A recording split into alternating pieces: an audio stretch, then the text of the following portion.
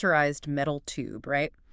You're breathing that recycled air, you're dozing off at that incredibly awkward angle against the rattling plastic window Well, blind. yeah, the absolute worst neck pain of your life. Exactly, the worst. And then finally, the wheels touch down. You grab your bags, you shuffle down that really long, terribly fluorescent lit jet bridge, and you step out through the airport's automatic sliding doors, and bam! Yeah, it just hits you like a wall. It totally hits you. The air on your skin is just, it's completely different. Maybe it's thick and humid, smelling of tropical rain and exhaust, or maybe it's freezing and carries this really sharp scent of pine and wood smoke. And the signs hanging above you are suddenly in an entirely different alphabet. Right. The rhythm of the conversations buzzing around you sounds like a song where you just don't know the melody at all. You are undeniably, utterly somewhere else. It is a profoundly disorienting sensation, but it's also incredibly electrifying.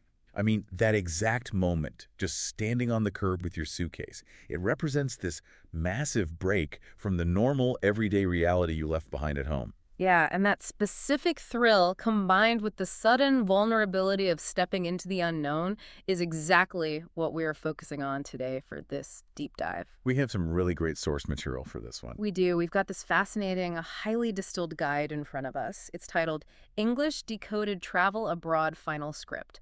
And our mission here is to essentially decode the entire life cycle of a journey based on this guide. Right from the very beginning to the very end. Yeah. We're going to track it from that very first spark of wanderlust through the often intimidating practical realities of airports and budgets, and finally explore how surviving unexpected challenges actually permanently reshapes the way you see the world.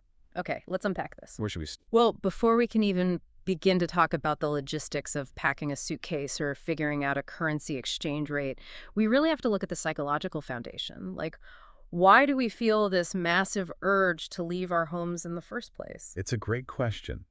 And the framework we're looking at lays out a really comprehensive list of human motivations for leaving our comfort zones.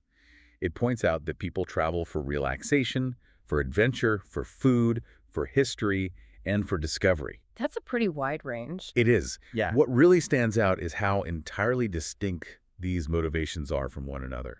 I mean, they're so different, yet they all fall under the exact same umbrella of travel. Yeah, I tend to think of that varied list as like a kind of traveler's appetite. A traveler's appetite, I like that. Because, depending on your current season of life, you might be absolutely starving for a mental spa day. You just want the relaxation. You want to sit on a beach, stare at a flat horizon, and completely forget that your email inbox even To exists. completely unplug. Exactly. But then roll the clock forward a year, and that exact same person might be craving an entirely different menu. They want the obstacle course. They want the adventure, the history, the active discovery of a bustling foreign city. The appetites definitely shift, for sure. Mhm. But what's really interesting here is that regardless of whether someone is craving that mental spa day or the chaotic obstacle course, this guide links all those diverse motivations to a singular overarching outcome. Oh, really? What's the outcome? The end result is that travel helps us learn, grow, and experience new cultures, which ultimately generates entirely new memories. Ah, right. Yeah. So whether your personal motivation was simply to eat incredible street food in Bangkok or to, I don't know, trek through ancient historical ruins in Peru, the underlying mechanism of personal growth kicks in regardless. The physical act of just placing yourself in a new culture forces your brain to work differently. Because you lose your usual autopilot, right? Like you just can't rely on the ingrained habits that get you through a normal Tuesday. Exactly. In behavioral psychology, there's this concept called unconscious competence. Unconscious competence. Yeah. At home, you navigate your day with a massive amount of unconscious competence. You know inherently how the grocery store works. You understand the unspoken social scripts of your neighborhood. You know the local geography without needing a map. You don't even have to think about it. Right. Your brain is basically conserving energy by running on background mode. But when you travel, even if you are just traveling for relaxation, you strip all of that away. You are forced into conscious presence. Oh, wow, that makes so much sense. Because you have to actively figure out how to buy a transit ticket or how to properly order a coffee without deeply offending the barista. Yeah, exactly.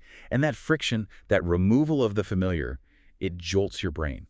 It generates the cognitive growth and the vivid new memories the guide refers to. That mental friction is very real. Which I guess means that once you figure out what your specific traveler's appetite is craving, once you establish the why you are going, you instantly collide with the reality of how to get there. The less glamorous part. Right. And that brings us to the architecture of adventure, the planning phase. Yeah, this phase often separates the dreamers from the travelers who actually execute a trip. The documentation we have is very direct here, noting that planning is absolutely essential. It says you have to choose a destination that matches both your interests and your budget. Okay, interests and budget. Right. And on top of that, you need to research the local culture, the transportation systems, the expected weather, and the safety protocols. I have to admit, reading a list like that, researching transit networks, checking historical weather patterns, plotting out a rigid budget, it sounds an awful lot like homework. It does sound a bit dry. Right. And if the whole point of travel is to break out of our everyday routines and experience that jolt of newness you were just talking about, doesn't meticulously planning every single detail actively kill the romance of it all? You feel like it stifles the magic. Yeah. It feels like it destroys the spontaneity of just like seeing where the wind takes you. It definitely feels counterintuitive at first glance. I mean, we've been conditioned by movies to view travel as this breathless, unscripted montage of spontaneous decisions. Right, just hopping on a moped and driving into the sunset. Exactly. But the reality of cognitive load tells a different story entirely. The guide explicitly notes that good preparation actually makes travel easier. If we connect this to the bigger picture, you should think of planning not as a straitjacket that restricts you, but as the foundational safety net that actually allows you to be spontaneous. Wait, a safety net for spontaneity. I'm trying to wrap my head around that. So if I don't build the net, I essentially spend the whole trip worrying about falling. That's exactly it. Think about it. If you haven't researched your budget, your brain is running a background anxiety app all afternoon, stressing about whether you can afford dinner later that night. Oh, totally. I've been there. Right. And that stops you from letting yourself actually enjoy the architecture of the city you're walking through. Or if you haven't researched the weather, you're shivering in a light jacket instead of happily exploring the neighborhood. You're just focused on being cold. Yes. By logging down those foundational elements, the basic safety, the budget, the transit mechanics, you free up your cognitive load.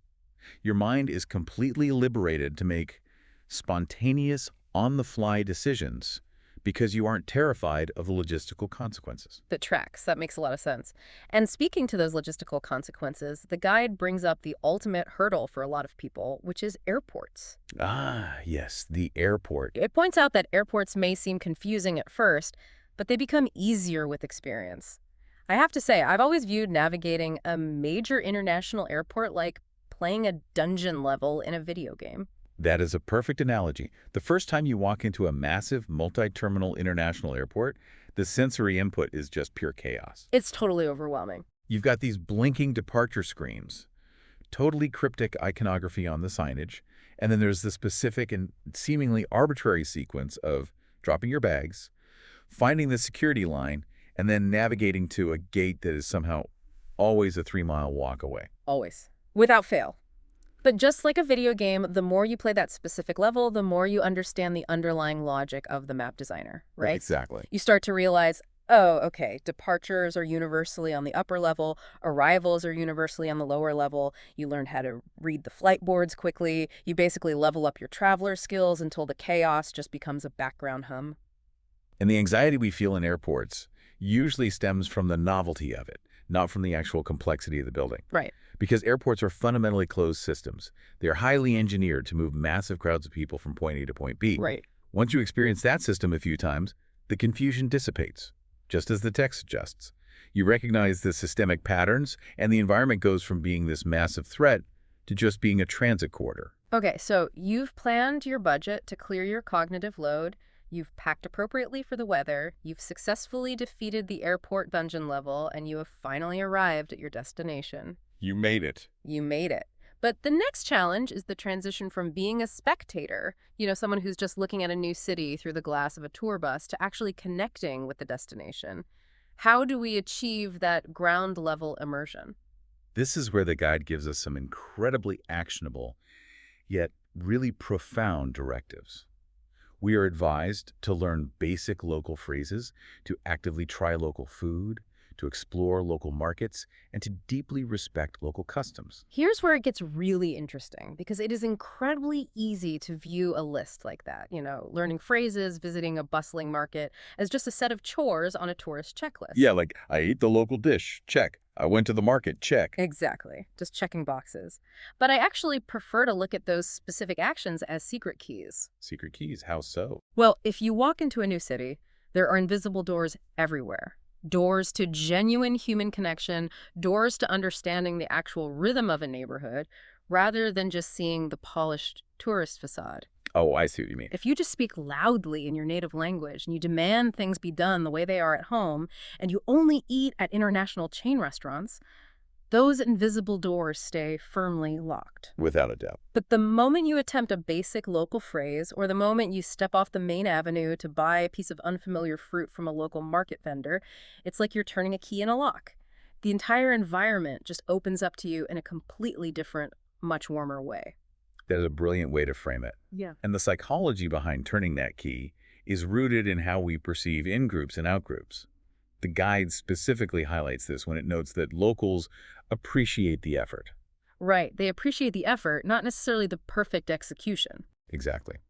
When it comes to learning basic local phrases, the objective is almost never flawless fluency or perfect pronunciation. The true objective is the demonstration of vulnerability. Because, let's be honest, you are probably going to mispronounce thank you or hello terribly, and you sound a bit foolish. Yes. But by being willing to look foolish, by stumbling through a greeting in their native language, you are actively lowering your own status in that interaction. You are signaling to a local resident that you recognize you are a guest in their home, which effectively decenters yourself. You're stepping down from the arrogant tourist pedestal. Precisely.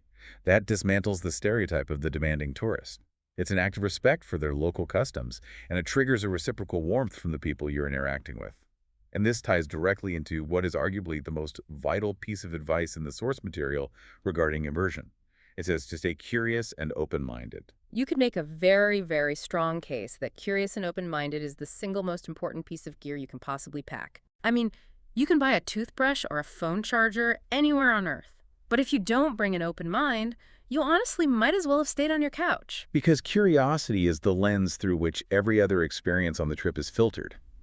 Think about it. If you approach a bustling, loud, cramped local market with a closed mind, your brain just categorizes it as chaotic and dirty. You just want to leave immediately. Right. But if you approach that exact same physical space with active curiosity, it reveals itself as a highly complex, vibrant hub of local economics, socializing, and culinary tradition. The physical space didn't change at all. The software you used to process it did. That's powerful. But inevitably, no matter how open-minded you manage to stay, and no matter how deeply you respect the customs, or how flawlessly you plan the budget and check the weather patterns, reality is going to intervene. It always does. Something is going to break. The high-speed train will be delayed, or you'll get hopelessly lost in a sudden downpour, or the hotel will just entirely lose your reservation. The inevitable mishap, it really is the one absolute guarantee of any journey. Which brings up a really fascinating paradox about travel.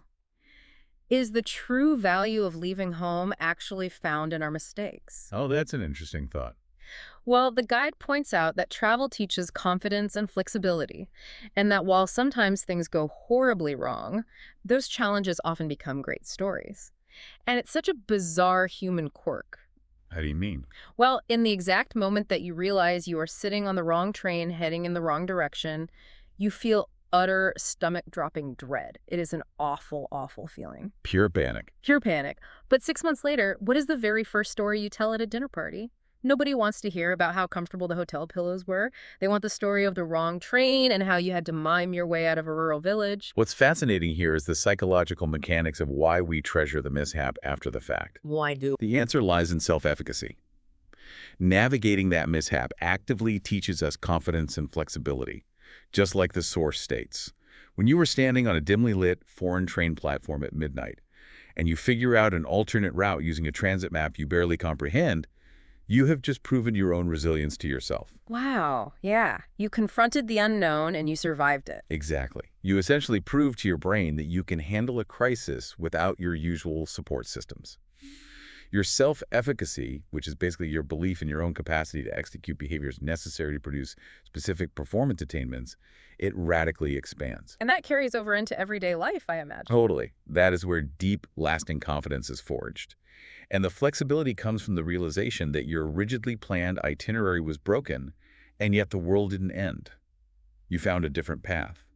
Experiencing that firsthand is deeply, deeply empowering.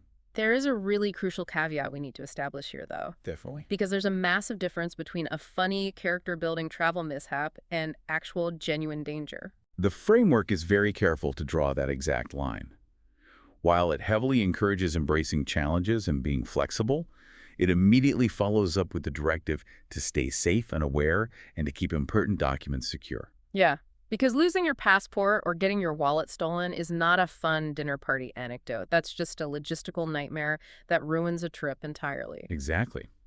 The goal of meticulous preparation and constant situational awareness is to ensure that when things inevitably do go wrong, they remain firmly in the realm of an inconvenient challenge rather than spiraling into a catastrophic crisis. Right, you need that baseline of security. Yes, keeping your core documents secure and maintaining a baseline awareness of your surroundings provides the foundational security you need. It ensures that your cognitive load remains light enough that you can view a missed train as just a spontaneous adventure, rather than an actual real threat to your well-being. Okay, let's fast forward the timeline. You felt that initial appetite to explore. You planned the budget and navigated the anxiety of the airport dungeon. You used your secret keys to immerse yourself, willingly being vulnerable and fumbling through a new language. You survived getting lost, you kept your passport safe, and now you're back. The trip is over. The suitcase is unzipped on your bedroom floor, you're sorting through the laundry. What are you actually left with when the physical journey is finally over? Well, according to the guide, you are left with the ultimate transformative impact of exploring the world. The text highlights that travel creates unforgettable memories and, most importantly, helps us understand the world better. So what does this all mean? When we trace this entire life cycle of a journey, it seems really clear that traveling abroad isn't really about collecting passport stamps or taking photos in front of famous monuments to post online. Not at all. It's a deliberate, chosen practice of disorientation. It's stepping out of our comfortable routines to remind ourselves of how massive and complex the world actually is, while simultaneously discovering just how adaptable we are capable of being within it. Understanding the world better is the ultimate weightless souvenir you bring back from any trip. Yeah. You bring back a far more nuanced perspective. You inherently understand that your specific way of living, your neighborhood's way of doing things, is just one way among thousands of valid ways to live. That's a really beautiful way to put it. And the guide offers a wonderful final directive to summarize this entire philosophy. It says, keep learning, keep practicing, and keep exploring. It frames travel not merely as a 2-week vacation to escape your life, but as a continuous, lifelong practice of engaging deeply with the world. A continuous practice. That makes me think back to that visceral moment we discussed at the very beginning, that intense rush of sensory details when you step out of the airport, sliding doors into a totally foreign environment. When everything is new. Right. In that moment, your senses are completely dialed up to 10. You are noticing absolutely everything. The architecture of the buildings, the smells coming from the street vendors, the specific body language of the people interacting on the corner. And your brain is highly observant in that moment because your immediate navigation and survival in a new place depend on absorbing all of that data. So here is a thought to leave you with, something to mull over as you go about the rest of your day. We know that navigating complex airports, bravely testing out new phrases, and embracing unexpected challenges abroad permanently changes how we understand the world. Right. But what if you didn't actually need to buy a plane ticket to trigger that exact same perspective shift? What if, tomorrow morning, you stepped out of your own front door and decided to deliberately apply that traveler's mindset, that intense curiosity, that open-minded observation, that willingness to hunt for hidden doors to your own hometown? I love that idea. You might just find that the world you thought you knew completely is waiting to be explored all over again.